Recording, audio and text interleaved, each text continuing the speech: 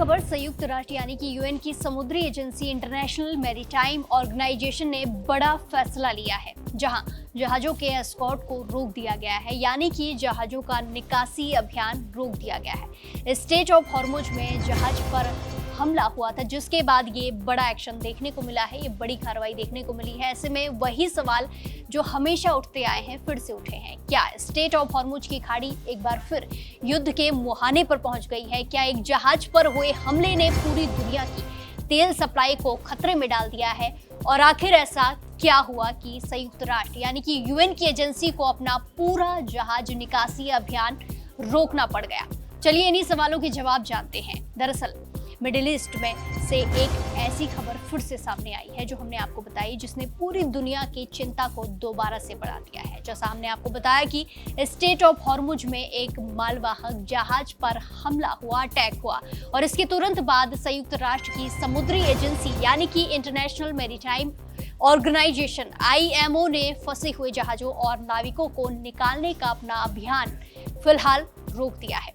Iran और America के बीच हाल ही में युद्ध विराम, सीजफायर और तनाव कम होने की खबरों के बाद ये माना जा रहा था कि खाड़ी क्षेत्रों में हालात धीरे धीरे सामान्य होंगे।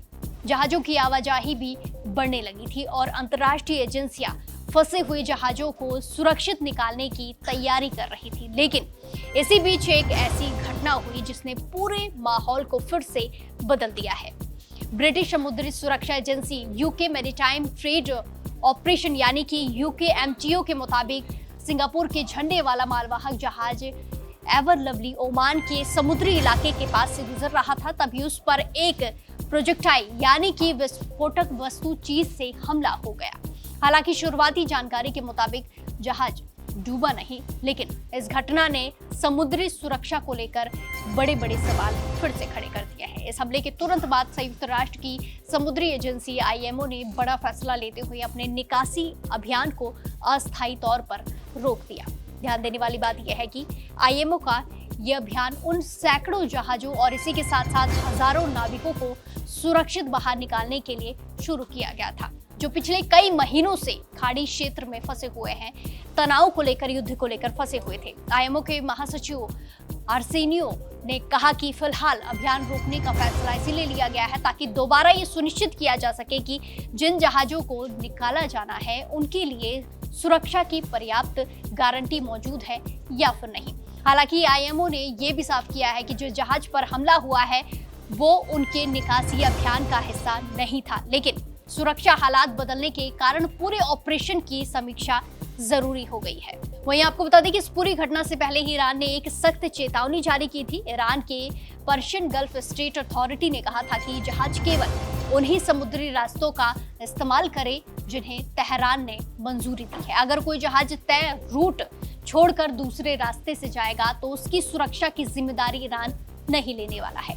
यानी साफ संदेश था कि स्ट्रेट ऑफ हॉर्मुज में कौन सा जहाज किस रास्ते से जाएगा, इस पर ईरान अपनी निगरानी बनाए रखना चाहता है। इतना ही नहीं, इस्लामिक रिवॉल्यूशनरी गार्ड्स कॉर्प्स यानी कि IRGC ने भी कहा था कि सुरक्षित रास्ता वही होगा जिसे ईरान ने तय किया है। जो जहाज निर्देशों का पालन नहीं करेंगे उनके खिलाफ कार्रवाई की जा सकती है, एक्शन देखने को मिल सकता है। ब्रिटिश समुद्री सुरक्षा कंपनी एम्ब्री ने भी दावा किया कि गुरुवार को 2 पनामा के झंडे वाले जहाजों को अपना रास्ता बदलने का आदेश दिया गया। वहीं आपको ये भी बता दें कि IMO का निकासी अभियान क्या था। दरअसल युद्ध और तनाव के दौरान बड़ी संख्या में जहाज खाड़ी क्षेत्र में फंस गए थे। इनमें व्यापारिक जहाज, तेल टैंकर और दूसरे मालवाहक जहाज शामिल थे। युद्ध विराम यानी कि सीजफायर के बाद संयुक्त राष्ट्र यूएन की एजेंसी ने एक स्वैच्छिक निकासी अभियान शुरू किया, जिसके तहत जहाजों को बाहर निकालने के लिए 2 रास्ते बनाए गए थे। एक रास्ता ईरान के समुद्री क्षेत्र से होकर गुजरता था, तो दूसरे रास्ते की बात करें तो ओमान के समुद्री इलाके से होकर ये जाता था। पूरे अभियान पर अमेरिका भी नजर रख रहा था ताकि जहाज सुरक्षित निकल सके इस रास्ते से। लेकिन अब नए हमले के बाद इस पूरी व्यवस्था पर ही सवाल उठने लगे हैं। वहीं दूसरी तरफ तेल बाजार में हलचल भी मच गई है। इस हमले के बाद और आदेश के बाद जैसे ही जहाज पर हमले की खबर सामने आई, अंतर्राष्ट्रीय तेल बाजार में भी हलचल शुरू हुई है।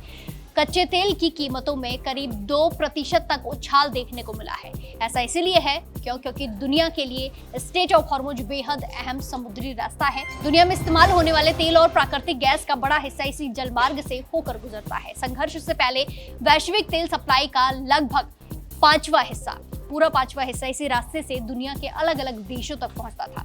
अगर यहाँ तनाव बढ़ता है या जहाजों की आवाजाही प्रभावित होती है तो इसका असर पूरी दुनिया के पेट्रोल डीजल की कीमतों से लेकर महंगाई तक पर पड़ता दिखाई देता है, जो पड़ भी रहा है।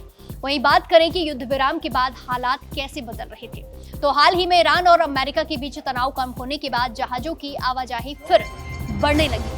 Marine data from Lloyd's List Intelligence के मुताबिक पिछले सप्ताह करीब 125 जहाज इस रास्ते से गुजरे थे, जबकि उनसे पहले केवल 33 जहाजों ने इस मार्ग का इस्तेमाल किया था। वहीं 24 जून को तो 78 जहाजों ने एक ही दिन में स्ट्रेट ऑफ हॉर्मुज को पार किया, जो युद्ध शुरू होने के बाद सबसे बड़ा आंकड़ा माना जा रहा था। यानी हालात सामान्य होने लगे थे, लेकिन अब इस नए हमले ने एक बार फिर हलचल पैदा कर दी है। वहीं अमेरिका के ऊर्जा मंत्री क्रिस राइट का कहना है कि तेल की सप्लाई धीरे धीरे सामान्य हो रही है।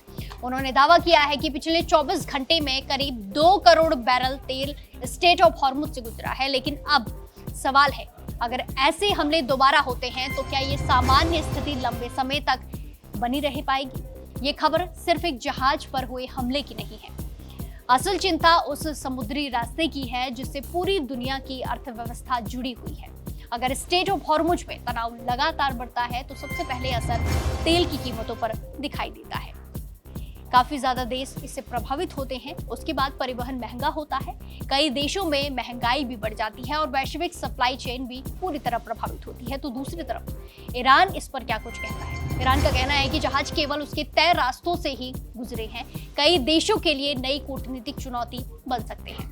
अब सबकी नजर इस बात पर है कि IMO अपना निकासी अभियान कब दोबारा शुरू करता है और क्या आने वाले दिनों में इस समुद्री क्षेत्र में सुरक्षा व्यवस्था और मजबूत की जाएगी, ये भी देखने वाली है बात है। फिलहाल सबसे बड़ा सवाल यही है कि स्ट्रेट ऑफ हॉर्मुज में तनाव फिर बड़े संकट की ओर बढ़ रहा है या आने वाले दिनों में हालात दोबारा से सामान्य होने लगेंगे। इस पूरे मामले पर आपकी क्या कुछ राय है, कमेंट्स में जरूर बताएं और बाकी देश और दुनिया की तमाम बड़ी अपडेट्स के लिए जुड़े रहिए दैनिक जागरण के साथ। नमस्कार।